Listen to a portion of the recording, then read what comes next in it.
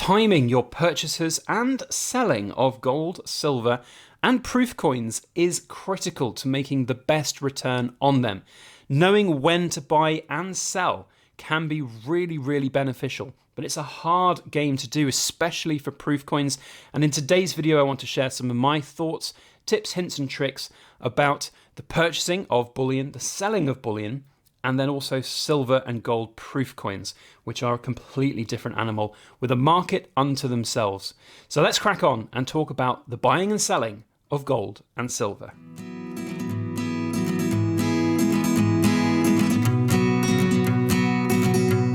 Hello everybody, Backyard Bullion here, and a very warm welcome to you all joining me for another thought-provoking ramble about precious metals. And in today's video, I want to focus on timings of purchases and sales of both bullion and proof coins. I'm going to separate them into two distinct parts of this video because they are very different. The markets for both buying and selling are distinct and need attention in their own right for you to potentially achieve the best results with the different products which are available. Now, I want to put out that this video is not financial advice. It's just my experiences as a buyer of silver and gold. Any financial decisions that you take having watched today's video are yours and yours alone. And I would highly recommend the first place to start is doing your research about your silver and gold exit strategies. Buying is the fun part. Selling is the bit that makes you the money. It's the work that you put in to work out where to sell something at its best price possible that will give you the best return on your gold and silver. Now, if you're the kind of silver stacker and gold buyer that will hold your metals for 30 years and the intention there is just to sell back to a dealer for spot price at whatever price it is in 30 years, that's less of an issue. But it is worth thinking about because along the way, life will get in the way. There is always stuff that goes on in the world and in individuals' lives as well that will potentially affect your strategies, and it is important to roll with the punches as and when they might come. So having different sort of eventualities in mind is really very important. So that would be my first point, just to say have a good idea of your exit strategy, but always have a good idea of all of the different ones that are available out there as well for you.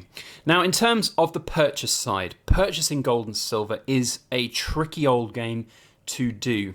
It's a live market most of the time. You can buy on a weekend when the prices are static, but generally speaking, it's a live market when you're buying. And I have on numerous occasions sat there with items in a checkout basket for whatever it might be, and you refresh every 20 seconds and the price changes, and sometimes it might go down a little bit, sometimes it might go up a little bit. It's a very odd game to kind of play if you're going to sit there and stare at the screen and wait for that best price point. I have always been a proponent of, if you have made the decision to add silver and gold to your portfolio for whatever reason that might be, and this isn't really the video to talk about the reasons why you would like to buy gold and silver. This is more about the kind of emotional feeling of actually pulling that trigger and putting that money into something. It can be fairly daunting to do, especially when markets are volatile, like we've seen over the last couple of weeks and months. The gold price has come down over £150 an ounce, close to $175 an ounce. It's quite hard to stomach the idea of having bought some gold in early January, like I have, at £1,400 an ounce, for it only to be worth $1,250 now. My mentality has always been about holding for a long period of time, and if gold and silver prices go down immediately after a purchase, that's not the end of the world for me. You don't actually make a loss until you realise the sale at the other end and cash it out. And as I said, if you have a clear, concise plan in your mind about your exit strategy, then you can hold the hodl thing. That is the most important thing. Hold on for dear life and just ride that wave. That is only really possible if you are a kind of sensible buyer in terms of having that safety net of cash. I am always a proponent of buying debt-free as well, so don't buy on credit unless you have a credit card that gives you cash back, which you cash out and pay off at the end of your month, and you don't pay interest on it. That is a fine thing to do, but generally speaking, do not buy on credit. Always make sure that you can use debt-free cash and debt-free net worth to do it. The emotions of buying gold and silver, though, are difficult, and I have seen people miss out on opportunities because they were umming and ahhing about it. If you've made that decision to buy some precious metals for a medium long-term hold, then there is no difference to buying today than to buying next week. Yes, in theory there could be, but prices could go up, prices could go down. I've seen prices jump up and down all over the place in the last couple of weeks and months. Who knows? There could be another giant Wall Street bets movement. I mean, there's been follow-on movements of silver squeezing and dealer premiums over this last few weeks from the Wall Street bets fallout, but it's generally really not taken hold. You can still buy silver and gold for a decent premium over spot right now. Premiums have come down a little bit from dealers, but they're still high, and that in itself is a problem. So I guess timing the market right now, is difficult. You could say to wait another couple of weeks for dealer premiums to come down, but then the price could creep up. I mean, in the last couple of days from, preparing this video and then looking to get it filmed, prices have actually come down a little bit. So, it can work both ways, and I'm not saying that there is no other way than to just simply jump on and buy something straight away. But living with no regrets, I think, is a really key thing, and it's something that I've tried to do very well with my gold and silver. But I'm going to be completely honest with you, it can be quite hard to buy something and then see it depreciate very quickly. This is a prime example here. Bought on the 9th of February, so literally a month, just under a month ago, 1432, second-hand from Atkinson's. It was when spot price was around 13, I think it was about 1330, 1340, something like that. So we've lost £100 an ounce in the spot price since then. This coin very much, if it came up for sale on Atkinson's right now, would be £100 cheaper. Could I have got it for £100 cheaper? Maybe. Would it have been available? Probably not, because I think that people like me would have been buying gold.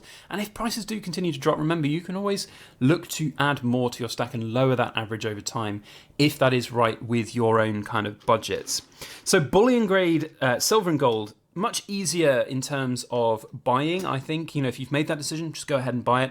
In terms of selling is always going to be difficult. Like any sort of true stacker, they understand. I mean, I understand letting go of any gold or silver right now it just seems almost wrong. But if you have a clear and decent reason why you're looking to release cash, whether it's for a future investment or whether it's to buy a house or do whatever it might be, renovate your car or boiler or whatever it is, if that's the decision to make, then fine, go ahead and do that and sell the gold. Don't feel bad about selling that gold. You can always go and rebuy the gold at a similar price at another point down the road. The only bits that you might lose out on would be any potential shifts in the market or dealer premiums. So you've always got to kind of think of it like that. And if you've bought your gold Libertad here for, I think it was paid about $1,600 for this one. So if you sell it right now for $1,600, and then in a month's time you've got that money back after having repaired your boiler or something, you could then look to go and buy it again. And if it's $1,600 again, you technically really haven't lost anything from that sale. You've just loaned yourself the cash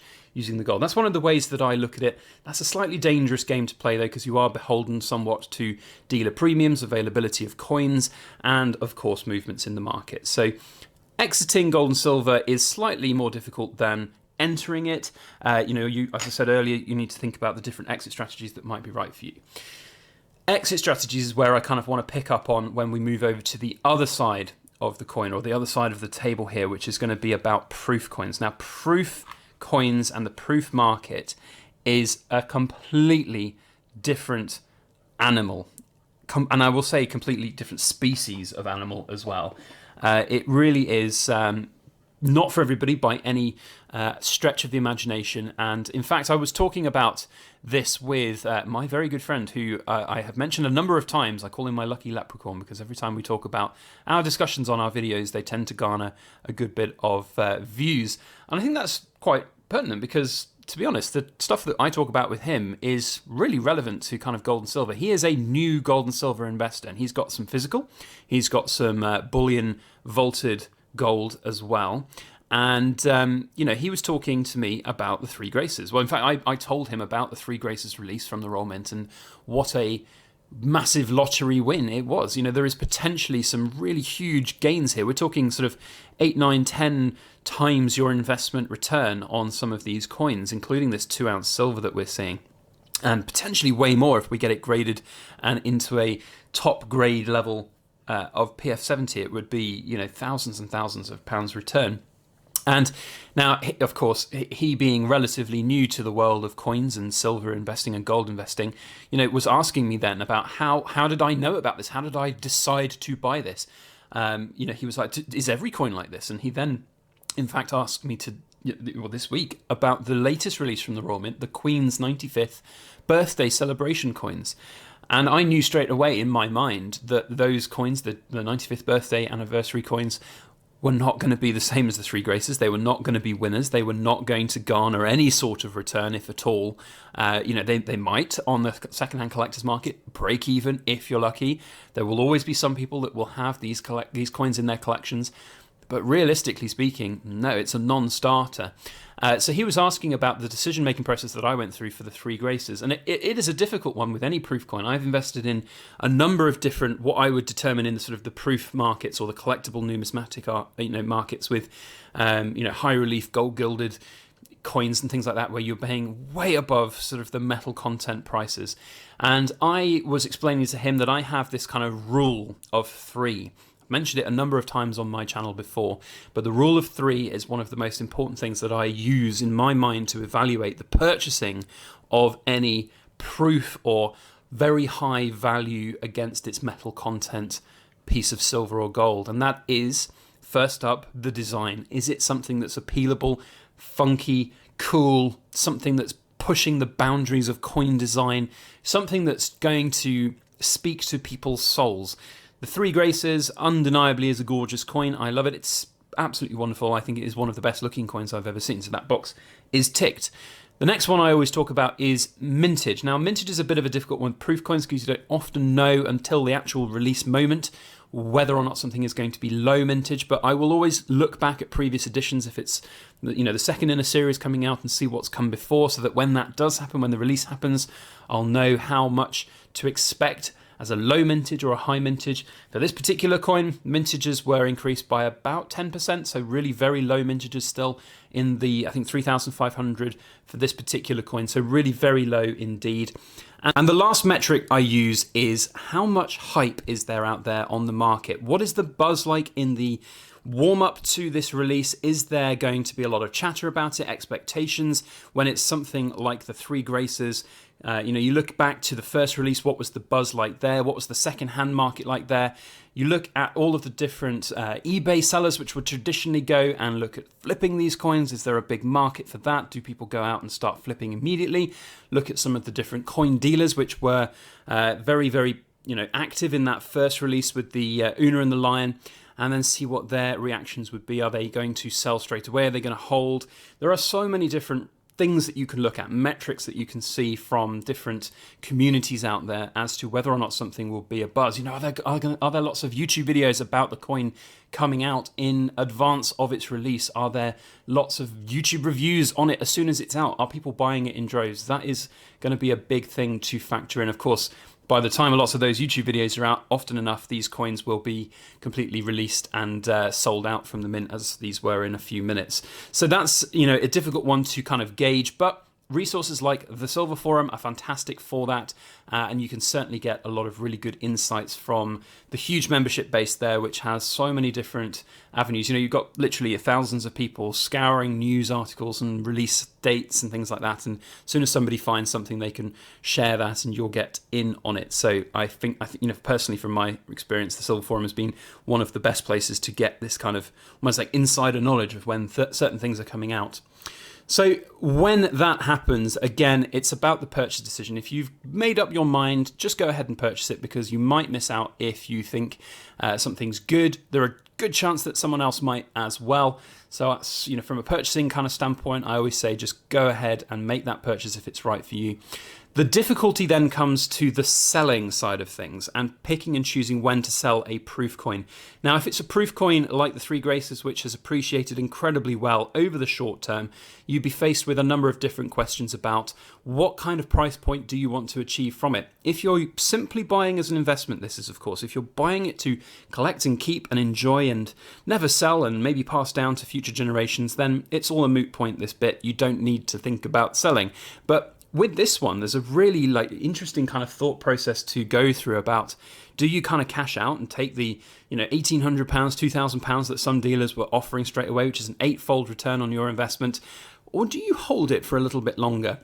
In this furore of flipping right now, there's quite a few that are being flipped, quite a few that are being sold. And in fact, over the course of the end of last week into early this week, A lot of the dealers that were offering £2,000 for one of these 2-ounce silvers have now brought that price down because they've already bought quite a lot. They're buyers that they've got lined up that are happy to pay £2,750 for the coins have started buying and don't obviously need more than one. So that is definitely a factor to play. However, there will be quite a few buyers out there still over the course of time, especially for the graded versions.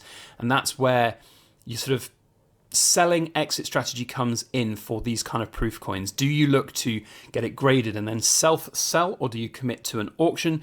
Do you go on eBay? There are all these types of questions which are having to be asked of the seller, whether it's an individual or a company, and what is right for you and right for the coin needs to be factored in for sure. So lots of really interesting things to think about and different elements to consider when buying proof coins, but also selling proof coins. And I would argue as well, and I do want to make a devoted video on talking about the Three Graces, the different options that were out there, and in fact the trials and tribulations that Three Graces and Una and the Lion owners will be going through right now if they've purchased things like the gold. I will be doing a sort of concerted video on that in a little while, but the pressure of trying to get the best price for these coins is hard, and I have sold high relief antiqued gold gilded coins at prices which I was very happy to get returns on. But then you look at it in 6 months' time and that price has doubled since then. And it can be quite gutting sometimes to realise that you haven't actually got the biggest return possible on that coin and on that investment. So there's a whole host of different things to factor in. I hope this video has given you a bit of an understanding of the different elements that are out there for buying bullion, selling bullion, buying proof, selling proof. It's going to be, different for every single coin, different for every single region as well. You've got coins out from various different mints from around the world that perform in different ways, will have different markets, different followings. So there's a lot to factor in, and there is no easy one-shot piece of advice that anybody can give you about when the right time to buy or sell gold and silver might be. But one parting thought that I will give you all is that if anybody says to you that selling silver, selling gold is a bad idea, just remember that whatever is right for you is the right idea. And if something requires you to sell your gold and silver, make sure you're prepared for that, because I see countless times people getting stung by buying lots of gold and silver in various different forms, whether it be proof coins or fancy PF70s, special sovereigns and that. And then an unexpected bill comes along and they have to try and sell things, and they try and sell it quickly, and then they get very disappointed when perhaps they are forced to go down to a local coin shop or a local pawnbrokers and sell that PF70 proof 2017 sovereign at pretty much spot price. There's a lot of disappointment out there when those kind of circumstances happen. So prepare. Ensure that you have the safety nets there and ready to go if you need them.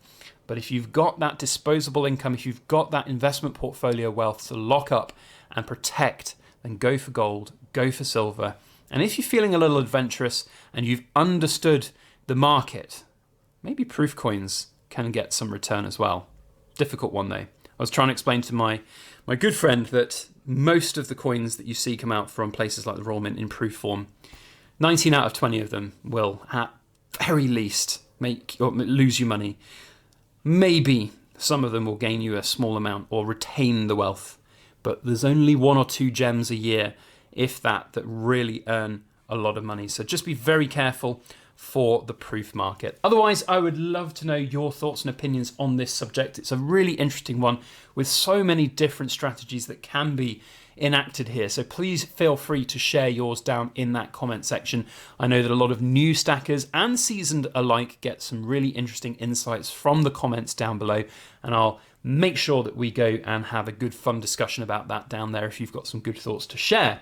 Otherwise, that is it from me here today. A big thank you for you all for watching. If you've enjoyed the video, you know what to do. Put a thumbs up on it and share it around on your social media. That would be very helpful.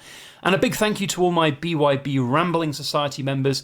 You know if you are one because you probably watched to the end of this video. Give me a shout out down in that comments if you are a Rambler and you know about the Rambling Society.